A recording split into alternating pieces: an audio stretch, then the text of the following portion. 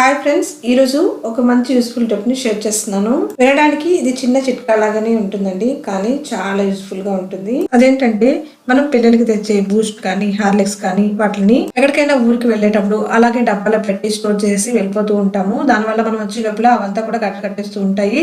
ఇలా ఎక్కువ రోజులు వాడని బూస్ట్ కానీ హార్లిక్స్ కానీ ఇలా పిల్లలకి ఇచ్చే డ్రింక్స్ అన్ని కూడా తొందరగా కట్టేస్తూ ఉంటాయి. అలా కాకుండా వీటిని వెళ్ళేటప్పుడు ఫ్రిడ్జ్ లో పెట్టి స్టోర్ చేసి వెళ్ళారనుకోండి, చాలా ఫ్రెష్ గా పౌడర్ అంతా కూడా గట్టి పడిపోకుండా మెత్తగానే చాలా ఫ్రెష్ గా ఉంటుంది. తప్పకుండా ఈ చిట్కాని ట్రై చేయండి. పిల్లలకి ఇచ్చే బూస్ట్ హార్లిక్స్ లాంటివే కాదండి, మనం తాగే కాఫీ పౌడర్ అంటే బ్రూ కాఫీ పౌడర్ కానీ లేదా నెస్కేఫీ కాఫీ పౌడర్ కానీ ఇవి కూడా మనం బయట పెట్టేసి వెళ్ళాం అనుకోండి, తొందరగా మనం వచ్చే లోపల గడ్డ కట్టేస్తూ ఉంటుంది. అలా కాకుండా ఇలా ఫ్రిడ్జ్ లో పెట్టి వెళ్ళారనుకోండి, చాలా రోజుల వరకు కూడా ఫ్రెష్ గా ఉంటాయి.